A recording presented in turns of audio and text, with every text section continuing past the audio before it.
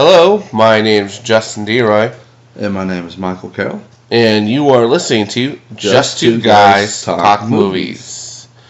Alright, just to start things off, I want to let you all know that the reason why we have Michael here as co-host is Jesus Fidel is unavailable due to his work instructions. So we go in ahead and got someone to fill in for this week, and hopefully he'll be able to come in and record next week's episodes. So anyway, I wanted to begin things first with something new I was trying out with doing celebrity facts I found I thought were interesting. And this week's celebrity fact I found is Robert De Niro is apparently the real-life godfather to Dakota Fanning. And for her 10th surprise birthday party, he had catered it with her favorite food, pronounce that correctly, Panda Express. Anyway, so yeah, that's this week's, and maybe continue on doing this again next week. So first movie news topic is about this news that John Travolta had recently talked about him wanting to play a Bond villain in the next Bond film that will be coming out. And what's interesting, this isn't just, movie stars just talking about like their own wish list for movies they wish that they can be in, because what's kind of makes this a little more serious is that he apparently actually had given this idea to the producer of the James Bond franchise, and she actually had stated somewhere, I think I found a article from the Huffington Post saying that she actually wasn't entirely against the idea, and she actually thinks that it wouldn't be terrible. So it could actually end up happening because this woman, the producer for the James Bond films, actually has quite a bit of say in what happens with the James Bond franchise. So if she wants this to happen, it probably could actually go down. What my thoughts are on this is that I don't hate the idea. He's done villains before, and he's done well in those roles. And my problem is that him not performing well, it's just him not meeting the expectations of what the film fans have now for James Bond villain after Javier Bardem playing the last villain, which was, in my opinion, not even just the Daniel Craig James Bond films, but in all the James Bonds in general, the best villain I've ever seen. So I think that's the biggest problem, is that people are getting to see him, and even though he might be good, they're just going to be like, he's okay, but he's no Javier Bardem. So yeah, that's just my own concerns on this topic. But I wouldn't hate it if he ends up becoming the next James Bond villain, though. Michael, what are your thoughts? Well, the worst thing that you can do to James Bond is, instead of giving him a shake and give him a stir drink. I think he'll hate that pretty much. But no, all joking aside, really, John Travolta, he's a good villain. For a prime example, look at him in Face Off. That was really good movie. And I know that's like way, people say that was, way back, and that's in his, prime or something like that. But he still has those type of skills. The latest movie that we saw him in was Savages. He did good in it. He portrayed the character pretty well. So, seeing him in the next James Bond movie, I really hope we see him, because he is a good actor, and he is from, my generation of movies, and I really did like seeing him in the movies. Alright. Well, then we'll just go ahead and transition into now Michael's movie topic for this episode. Okay, Michael, so what's your topic? So my topic for today is Scarlett Johansson.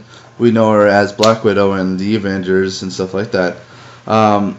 She might be getting her own spin-off of, from the Avengers films and stuff like that. Her own movie, basically. Basically, it was announced recently by the producer of Marvel, basically. Kevin Feige. Yeah, there we go. So with that being said, you know, Scarlett Johansson, she's beautiful. No lie, she's drop dead gorgeous. So, seeing her in her own movie, I'm not opposed to it. I probably will go see it just to, see how it is and stuff like that, because I do like the Marvel films. What's your thoughts on that? Yeah, I totally agree. Like, that's probably the biggest draw for her character is that she's played by Scarlett Johansson, who is crazy hot. But I'm not against the idea either. It's just I would have rather them just move on to one of their other, Marvel characters that they have on the back burner that they've been telling us they want to get to, but yet they're just continuing on just splitting up the Avengers into their own films. And we already had plenty of standalone films, and she's already like out of all of them. If you think about it, she's actually had either just as many, or I think, because if you think about it, Robert Downey Jr. It'd be 4 now, actually, counting his role in the 3 Iron Man films and Avengers. Captain America films, we have one of those Avengers, and now Winter Soldier, so that's 3 for the Captain America. God, I'm having trouble thinking of his name. And then again, the same thing for Thor. So really, we're having about the same amount of films with Scarlett Johansson. This will be 4 films, not counting if they even do the spin-off, with just them doing the sequel. So I'm just saying, as a minor character, I don't see how she really needs more time that she's already been given with just her appearances in the films as now. So I don't really see there being much of a benefit with her getting her own film, because she's such a minor character that I don't really think it's going to add much to what we think about her. So anyway, that's going to do it for movie topics. So now moving on to movie suggestions to end the episode. So for mine, I am going to suggest this film I recently got to see at the Jewish Film Festival that I actually ended up attending because I'm taking this diversity course and I had to go to a cultural event. And I picked this movie actually at random, and it ended up being a good surprise that this movie actually was fantastic. And also turned out that the film that I had seen is actually a contender for Best Oscar for foreign film. So anyway, so the movie is called In the Shadows. It's actually based on a true story, but I don't want to get too in-depth to the true story part because it involves this really kind of complex political, conspiracy theory thing that's going on, and that had gone on after World War II and kind of at the beginning of the World War. But I don't want to get into that too much. I'm just going to give you basically brief description of how the movie starts and what it's about. And what it is that it's a noir detective film, and it begins with this break-in at this jewelry store. And when the detectives come to investigate, they find that there was a prosthetic finger left behind, and they're able to track down with a few, I think, sources and maybe witnesses who it belonged to, and it turns out that he actually is a criminal who had actually been out on parole for a while, that also now is kind of someone who has a pretty big namesake in the Jewish community. And they go ahead and haul him away because, pretty much all the evidence they have does point to him being involved, because he has a criminal background already. They found his prosthetic finger at the crime scene, so it's enough that they can arrest him. But there was something that kind of caught the detective off guard, because when he was questioning, this colonel they had brought in for the thing, he just started telling them that it couldn't possibly be me because I was in a drunk tank. So even though like they have plenty of evidence that they can go ahead and bring this guy in, he investigates this and he goes to the clinic where they keep the people in the drunk tank, whatever, for drunken, disorderly conduct, whatever. And it turns out that he, without a doubt, definitely was in this drunk tank. They had held him overnight, the very same night that the place was robbed. So clearly there's something up. And it leads him down this path of trying to uncover, like, why was this guy framed? And what's this all part of? And him trying to, solve the mystery behind all of this. So, again, it's a very interesting noir film. If you're into those kind of detective noir films, I would say definitely you should see it. I'm going to go and post a link to, I think there is a few limited showings, at least in the Phoenix area, that you might still get a chance to see it.